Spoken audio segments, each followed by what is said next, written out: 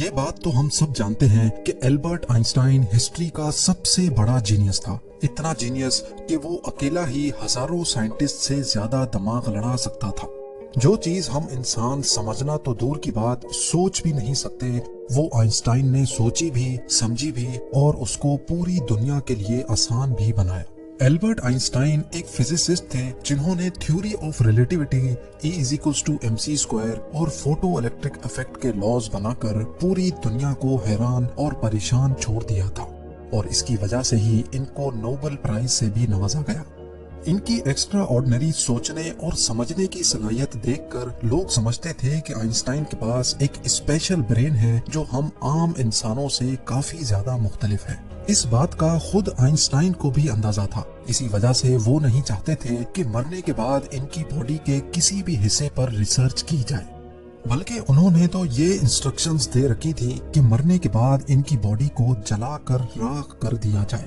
لیکن پھر وہی ہوا جس کا آئنسٹائن کو ڈر تھا۔ 18 اپریل 1955 کو پرنسٹن ہاسپٹل میں جب آئنسٹائن کا انتقال ہوا تو آٹوپسی کے لیے یعنی موت کی وجہ جاننے کے لیے جو ڈاکٹر آیا اس نے چپکے سے آئنسٹائن کا برین نکال لیا، کیونکہ اس کو یہ جاننے کی کیوریوسٹی تھی کہ دنیا کے سب سے بڑے جینیس کے برین میں آخر آئنسٹائن کا برین چرانے والے ڈاکٹر تھامس ہاروی تھے، جن کو اپنے ساتھ ہونے والے انجام سے زیادہ اس اسپیشل برین کو اسٹڈی کرنے میں دلچسپی تھی۔ کچھ دنوں کے بعد جب پرنسٹن ہاسپٹل کو ڈاکٹر ہاروی کی اس حرکت کا پتہ چلا تو ان کو اپنی جاب سے ہاتھ دھونا پڑا، لیکن ڈاکٹر ہاروی آئنسٹائن کے بیٹے ہانس البرٹ سے جیسے تیسے کر کے یہ پرمیشن لینے میں کامیاب ہو گئے کہ وہ اس کے باپ کے اسپیشل برین کے اندر چھپے رازوں سے پردہ اٹھا کر اس کو دنیا کے سامنے لانا چاہتے ہیں۔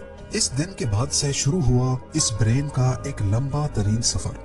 ڈاکٹر ہاروی ایک پیتھولوجسٹ تھے جو صرف پوسٹ مارٹم کرنا جانتے تھے۔ یہ ان کا صرف خیال تھا کہ وہ اتنے بڑے جینیس کے برین پر ریسرچ کر پائیں گے۔ اب کنڈیشن یہ تھی کہ ڈاکٹر ہاروی پرنسٹن ہاسپٹل کی جاب سے بھی ہاتھ دھو بیٹھے تھے اور اپنے پیتھولوجسٹ کا عہدہ بھی۔ آئنسٹائن کا برین جو پہلے ہی ڈاکٹر ہاروی پریزرو کر چکے تھے، وہ اس کو لے کر پینسلوینیا کے شہر فیلاڈیلفیا لے گئے، جہاں انہوں نے برین کی کئی فوٹوز لیں اور پھر اس کو 240 چھوٹے چھوٹے پیسز میں کاٹ کر ہر پیس کو الگ الگ جار میں پریزرو کر کے اپنی بیسمنٹ میں چھپا دیا۔ اسی مسئلے کو لے کر ڈاکٹر ہاروی کا اپنی بیوی کے ساتھ کئی بار جھگڑا ہوتا رہتا تھا، کیونکہ ان کی بیوی اکثر یہ دھمکی دیتی تھی کہ وہ اس برین کو اٹھا کر کہیں پھینک دے گی۔ ایک دن جھگڑا اتنا بڑھ گیا کہ دونوں میاں بیوی کو ڈائیورس لے کر الگ ہونا پڑا، اور ڈاکٹر ہاروی برین لے کر کینزس کے شہر وچٹا چلے گئے، جہاں وہ ایک بایولوجیکل ٹیسٹنگ لیب میں میڈیکل سپروائزر کی نوکری کرنے لگے، اور یہاں وہ اپنے فارغ ٹائم میں آئنسٹائن کے برین پر خوب اسٹڈی کرنے کی کوشش کرتے۔ اس کے بعد کئی بار وہ الگ الگ جاب چھوڑ کر مختلف شہروں میں یہ برین لے کے گھومتے رہے۔ کئی سال گزر چکے تھے لیکن ڈاکٹر ہاروی آئنسٹائن کے برین پر کچھ خاص ریسرچ نہ کر سکے، الٹا ان کا میڈیکل لائسنس ہی کینسل کر دیا گیا، اور نوبت یہاں تک آ گئی کہ ان کو ایک پلاسٹک کی فیکٹری میں جاب سٹارٹ کرنی پڑی۔ تبھی انہوں نے پہلی بار ایک اچھا فیصلہ کیا کہ وہ ان کے برین کے الگ الگ حصوں کو دنیا بھر کے بیسٹ نیورو پیتھولوجسٹ کے پاس ڈیٹیلڈ ریسرچ کے لیے بھیجیں گے، لہٰذا انہوں نے ایسا ہی کیا۔ 1955 میں برین چوری ہونے کے 30 سالوں کے بعد یعنی 1985 میں پہلی بار آئنسٹائن کے برین پر ایک اسٹڈی پبلش کی گئی۔ اس کے بعد اگلے 28 سالوں تک اس جینیس برین پر دنیا بھر کے نیورو پیتھولوجسٹ نے کئی اسٹڈیز پبلش کی، جن میں بتایا گیا کہ آئنسٹائن کا برین عام انسان کے برین سے کافی ڈیفرنٹ تھا۔ سب سے بڑا ڈیفرنس برین کے کارپس کیلوسم نامی حصے میں پایا گیا۔ اب یہاں یہ جاننا ضروری ہے کہ انسانی برین 2 الگ الگ حصوں میں ڈیوائیڈڈ ہوتا ہے۔ انسان جو بھی کام کرتا ہے وہ برین کے ایک حصے میں پہلے پروسیس ہوتا ہے، اور پھر برین ہمارے جسم کے اس حصے کو سگنل دیتا ہے۔ لیفٹ برین ہمارے جسم کے رائٹ حصوں کو کنٹرول کرتا ہے، جبکہ رائٹ برین ہمارے جسم کے لیفٹ حصے کو کنٹرول کرتا ہے۔ اس کے علاوہ 90% انسانوں کا لیفٹ برین بولنے، سمجھنے، میتھمیٹیکل کیلکولیشنز اور رائٹنگ یعنی لکھنے کے دوران کام کرتا ہے، جبکہ رائٹ برین کے پاس کریٹیوٹی، شیپس کو پہچاننے، آرٹ اور میوزیکل اسکلز کی ذمہ داری ہوتی ہے۔ اب آپ بھی یہ سوچ رہے ہوں گے کہ اس سب میں کارپس کیلوسم کا کیا کام ہے؟ فرض کر لیں کہ آپ کی بورڈ پر ٹائپنگ کر رہے ہیں یا پھر موبائل فون پر. اس دوران ہمارے دونوں ہاتھ ٹائپنگ کرنے میں بزی ہیں. کچھ الفابیٹس ہمارا سیدھا ہاتھ ٹائپ کر رہا ہے تو کچھ الٹا ہاتھ. ٹائپنگ کے دوران آپ کے لیفٹ ہینڈ سے ایک مسٹیک ہوئی تو آپ نے فوراً اپنا رائٹ ہینڈ استعمال کر کے اس مسٹیک کو اریز کیا.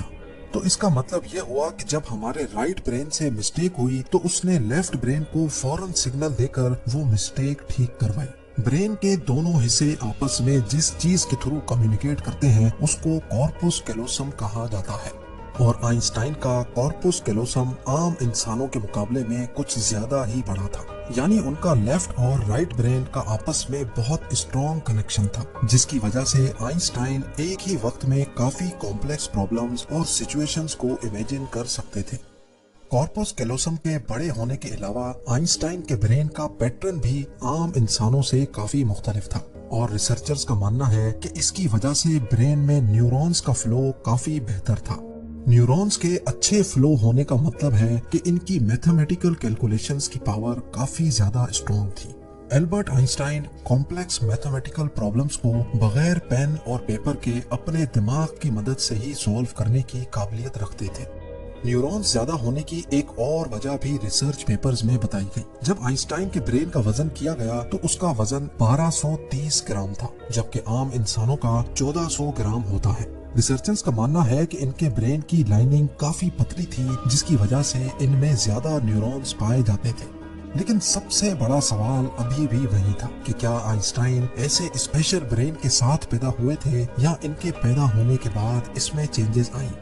جانچ کے بعد معلوم پڑا کہ البرٹ آئنسٹائن جب پیدا ہوئے تھے تو وہ پورے 5 سالوں تک بول نہیں سکتے تھے، جبکہ دوسرے بچے 2 یا 3 سال کی عمر میں بولنا شروع کر دیتے ہیں.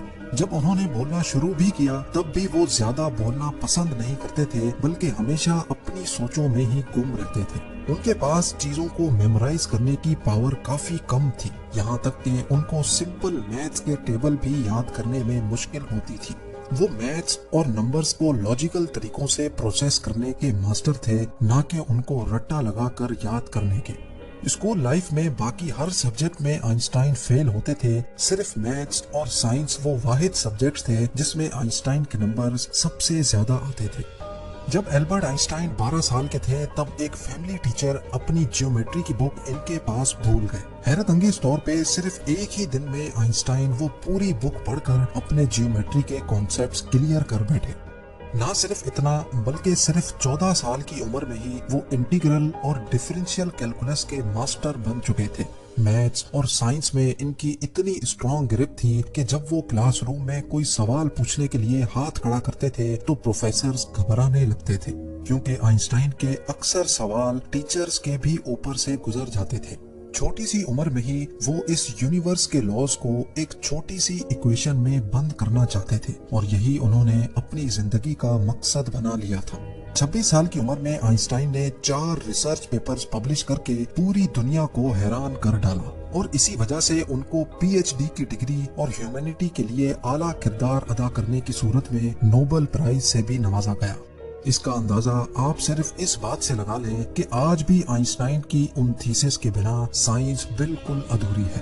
کئی ڈاکٹرز اور سائنٹسٹ نے یہ نتیجہ نکالا کہ آئنسٹائن کا برین ان کے پیدا ہونے کے بعد اسپیشل بنا تھا، جس کی سب سے بڑی وجہ یہ تھی کہ جب ان کو اپنے سوالوں کا کوئی جواب نہیں ملتا تھا تو وہ خود اپنے دماغ کی مدد سے جواب تلاش کیا کرتے تھے. چھوٹی عمر میں ہی ایسا کرنے سے ان کا برین اسی حساب سے ڈیولپ ہوتا گیا. آج بھی آئنسٹائن کا یہ ایکسٹرا آرڈنری برین امریکہ میں واقع دی مٹر میوزیم میں موجود ہے، جس کو بڑی حفاظت سے مائکروسکوپک فلمز میں پریزرو کر کے رکھا گیا ہے. امید ہے زیم ٹی وی کی یہ ویڈیو بھی آپ لوگ بھرپور لائک اور شیئر کریں گے. آپ لوگوں کے پیار بھرے کومنٹس کا بے حد شکریہ. ملتے ہیں اگلی شاندار ویڈیو میں.